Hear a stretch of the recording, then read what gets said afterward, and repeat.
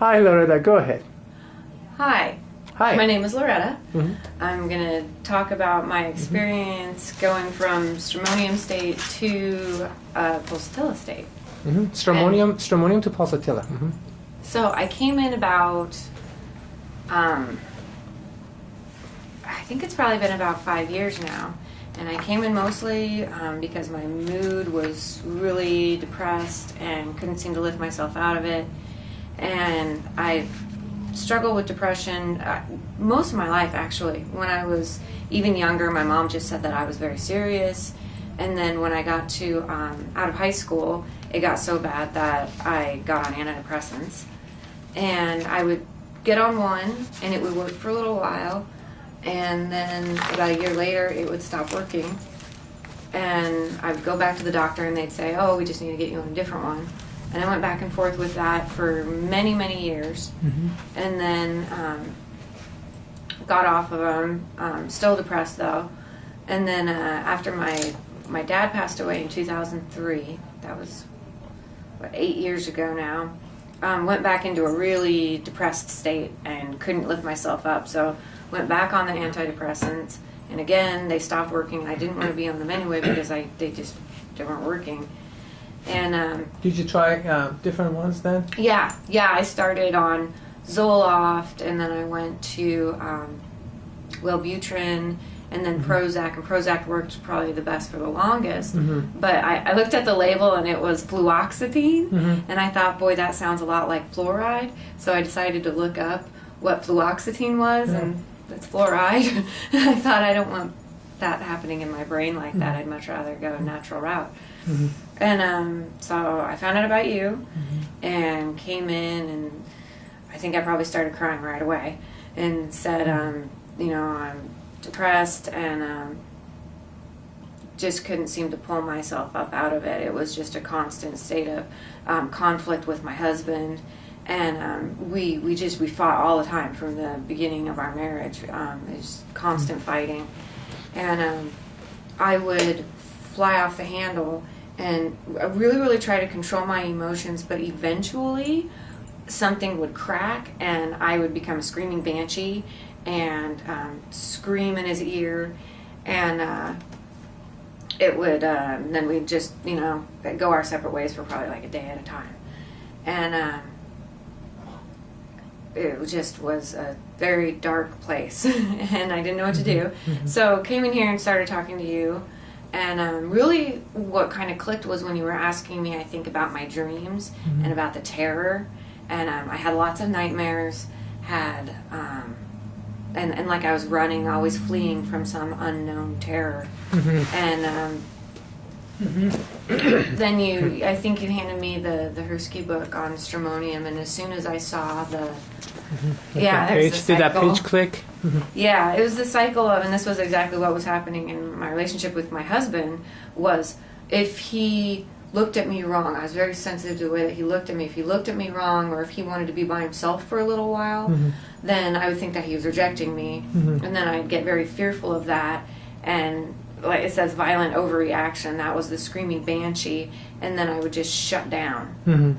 Or become very remorseful and have to cry really, but by then he was so freaked out that it did feel like rejection, and so then there's a confusion that happens after that, and I would either just completely shut down, which happened quite a bit.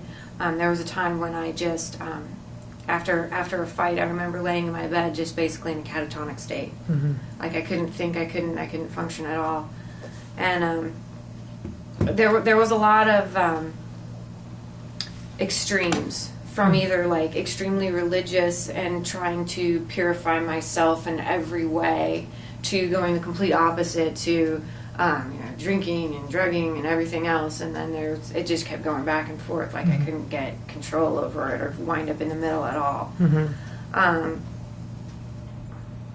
The actions overshoot producing unintended consequences. Anyway, when I saw the cover of the Stramonium book too, it set something off in me deeply inside, and it's. You want to show the cover to this? Yeah, it's That's, The thing that sticks out to me is... Can I see it? Can I see it? Yeah, that's Dr. Paul Hirschfield's book on stramonium. Yeah, go ahead. Is how it's gray. Yeah. Totally gray, and the lines in it, it's the... I don't know how to explain it, but I would even dress in stripes. It was like everything's kind of black or white. And but it's also, there's death there. There's nothing alive, really. I mean, it's very dull and very dull. Nothing to it. No life. It's like black and white. It's a picture of trees, but black and white. And it's on the back, that same picture is torn up. How did you feel? Same lines. How did you feel looking at that? Did that resonate with you? That absolutely. Yeah. Because it was like a fractured state. Like there's no wholeness. And I couldn't piece together the parts of my life into a cohesive person. And I was just basically at the end of myself, not knowing how to make it better. I couldn't make it better. I couldn't make my relationship better. I couldn't, because then I would, I'd be very, very sweet, but then I would eventually crack again. And so eventually I read the book, and it just fit me to a T from my childhood and being like terrified of being left alone. And I had some experiences. One of being left alone when I was a child, where I thought that I was being abandoned. I thought my whole family was leaving me. That wasn't the case, but in my mind, that's what was happening, was I was being abandoned. And that really, I was only 4.5, but it was a big turning point in my identity. And it kind of painted everything else along the way. So I came in, and I think you actually got very excited, thinking that you might be able to help. And after I read the book, I had no doubt at all, because it was like finally somebody was describing what it was like to be me, because nobody understood. I wasn't angry, I was terrified. But it came off as this intense anger, and I get frustrated and throw things or break things or even hurt myself. I remember asking, how do you feel looking at yourself in the mirror? Oh, I couldn't look at myself in the mirror, and I couldn't look at anybody in the eyes. Yeah, I couldn't. And when I came in, I remember I had to look down the whole time. Yeah, and I hated mirrors. Yeah, and that's a stramonium. That's a stramonium keynote. I couldn't. There would be times, and I could never really explain it, where I would look in the mirror and I would see everything. Yeah, and it would take me to a place kind of outside of my body.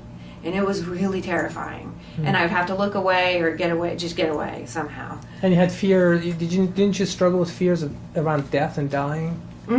Yeah. I was always asking the questions of death and dying, and that was basically what my nightmares were about. Was like demons chasing me, or one memorable nightmare was going to hell. Oh, great.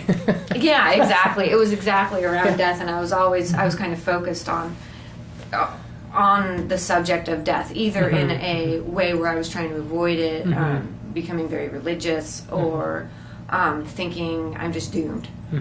And it took a lot of my attention. And I would give up a lot, just give up on life. There were episodes where I would consider suicide as just the best option.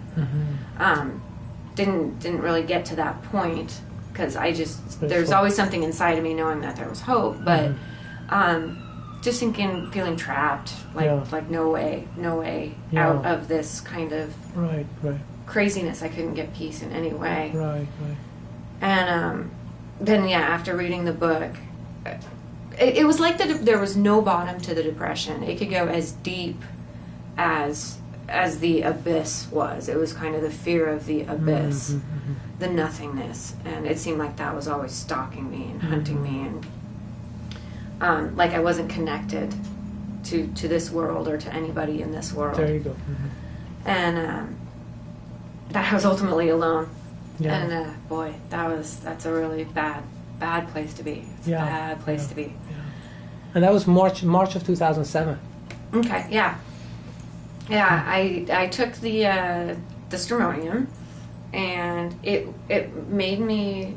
It actually kind of felt like after I had the antidepressants, where I felt like I had a good cry, and I was kind of at peace. What it felt like was like after I would have one of my raging moments, and then have that moment of, I don't know if it's peacefulness or what it is after that really good cry. It was kind of that remorse, but it felt more like just being held in being held in a womb, like just a state of peacefulness finally.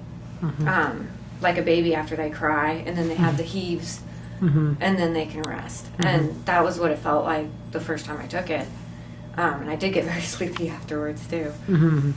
But I think it kind of helped me to, it definitely helped me to level out, not do quite so much self-harming.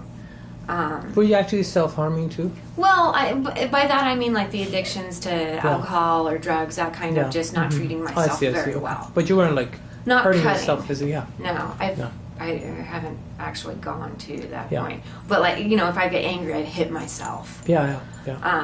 I had lots of bruises, I think, just from not caring about myself and bumping into things. And so I think, you know, you kept giving me that remedy probably 2 years or so, and it helped me to kind of come up from that stage where I could treat myself better, and so my health improved. And it was like, well, I don't want to jump, but just as a reminder, it was in September of 2010. So. So what happened from that time? March of 2007 to September of 2010, you were drinking stramonium, and then in September we switched to pulsatilla. But I don't want to make the transition now. You finish the story. No, that's okay.